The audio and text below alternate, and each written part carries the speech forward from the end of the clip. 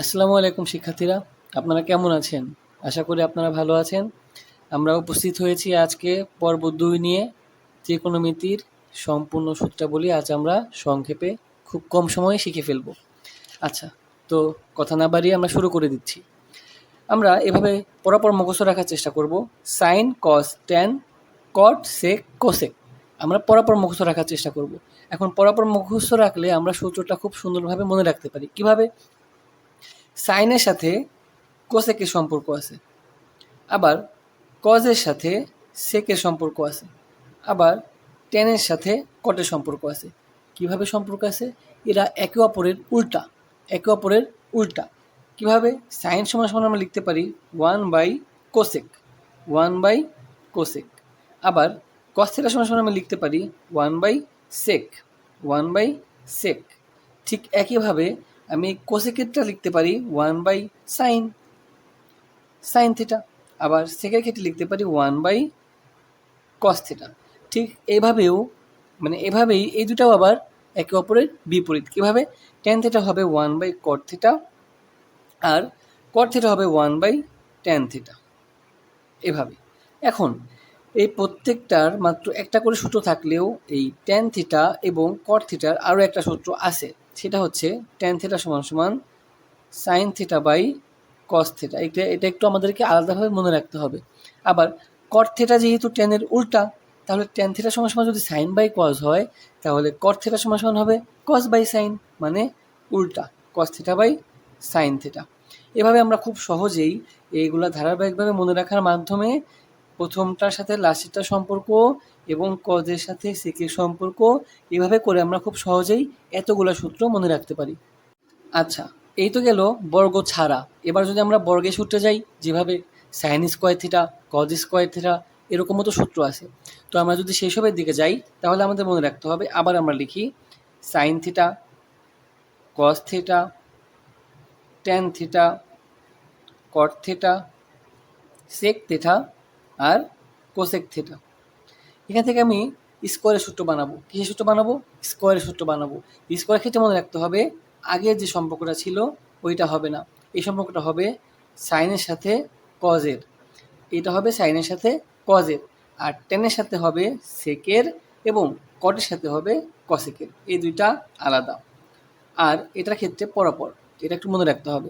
তাহলে আমি খুব সহজে একটা সাইন থিটা আর কস থিটা নিয়ে একটা সূত্র লিখতে পারি। সেটা হচ্ছে sine square theta plus cos square theta সমান সমান 1। সাইন আর কজ মিলে আমার একটা সূত্র হয়েছে, সেটা হচ্ছে sine square theta plus cos square theta সমান সমান 1। তারপর আমি ট্যান আর সেকের সম্পর্ক নিয়ে কাজ করব, ট্যান থিটা আর সেক থিটা সম্পর্ক নিয়ে কাজ করব। এক্ষেত্রে যখন আমি কাজ করব, তখন আমার নিচের থেকে উপরে যাইতে হবে। কি করতে হবে? নিচের থেকে উপরে যাইতে হবে, মানে সেক থেকে টেনে যাইতে হবে, আর মধ্যে হবে মাইনাস। কিভাবে? Sec square theta minus tan square theta সমান সমান 1। সাইনের ক্ষেত্রে আর কজের ক্ষেত্রে প্লাস হইলেও সেকের ক্ষেত্রে আর টেনের ক্ষেত্রে মাইনাস হবে, কারণ আমরা নিচ থেকে উপরে যাচ্ছি। এভাবে তোমরা মনে রাখবা। আচ্ছা, তারপর আমরা এখান থেকে আরেকটা সূত্র পাইতে পারি, সেটা হচ্ছে কোসেক আর টেনের সূত্র, কোসেক আর কটের সূত্র, যেটা একে অপরের সাথে সম্পর্কিত। এটার ক্ষেত্রে আমরা নিচের থেকে উপরে যাব, মানে কোসেক থেকে কটে, আর মধ্যে হবে মাইনাস, যেহেতু আমরা নিচের থেকে যাচ্ছি। Cosec square theta minus cot square theta সমান সমান হবে আমাদের 1। এই তিনটা সূত্র আমি খুব সহজেই এভাবে সম্পর্ক করে বের করতে পারি। আর এই তিনটা সূত্র থেকে আমি আরও কয়েকটা সূত্র বের করতে পারি। কিভাবে? সাইন স্কোয়ার থিটা সমান সমান আমি এখান থেকে বের করতে পারবো। এখান থেকে যদি আমি সাইন স্কোয়ার থিটা বের করি, মানে কজ স্কোয়ার থিটা ওপাশে পাঠিয়ে দিই, তাহলে হয়ে যাবে 1 মাইনাস কজ স্কোয়ার থিটা। তার মানে আমি সাইন স্কোয়ারের মান পেয়ে যাচ্ছি, মানে সাইন স্কোয়ারের সূত্রটা পেয়ে গেলাম।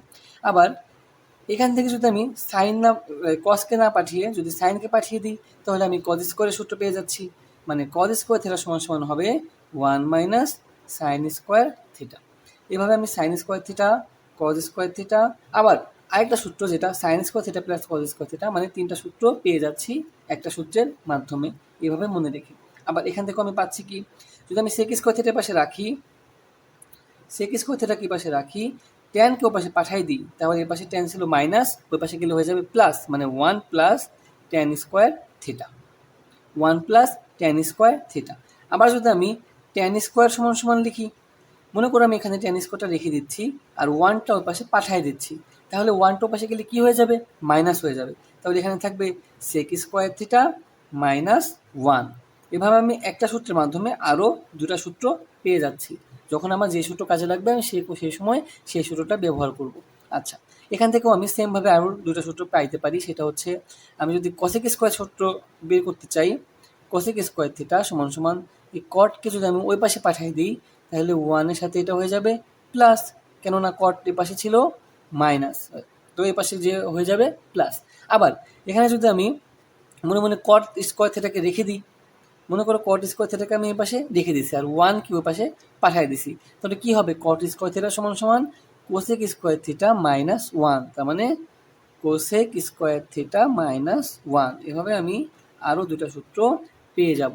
তো আমরা এই সিকোয়েন্সটা মনে রেখে আমরা 3টা সূত্র পাচ্ছি, 1টা 2টা 3টা, যেটা হচ্ছে মেজর সূত্র। আর এই মেজর সূত্র থেকে আমরা আরও 1টা 2টা 3টা 4টা 5টা 6টা, মোট আরও 6টা সূত্র খুব সহজেই বের করতে পারতেছি। আর এখান থেকে আমরা মোট 9টা সূত্র পাচ্ছি। তো আগের সূত্র আর এই সূত্র মিলিয়ে আমাদের মোটামুটি এই কয়টাই আছে আমাদের মোট সূত্র, যেটা খুব সহজে আমরা মনে রাখতে পারি। তোমরা পর্ব 1 অবশ্যই দেখেছো হয়তো, তো পর্ব 1 না দেখলে সেখান থেকে দেখে আসবা। আমরা সেখানে সমকোণী ত্রিভুজ নিয়ে আলোচনা করেছিলাম। এখানে আমাদের লম্ব, ভূমি এবং অতিভুজ নিয়ে যে সকল সূত্র ছিল তা আমরা আলোচনা করেছি ইতিমধ্যেই আমরা পর্ব 1-এ। আর এটা হচ্ছে পর্ব 2। এখান থেকে আমরা মোটামুটি যে কয়টা সূত্র বাকি ছিল ত্রিকোণমিতির খুব সহজে সেটা শিখে ফেললাম।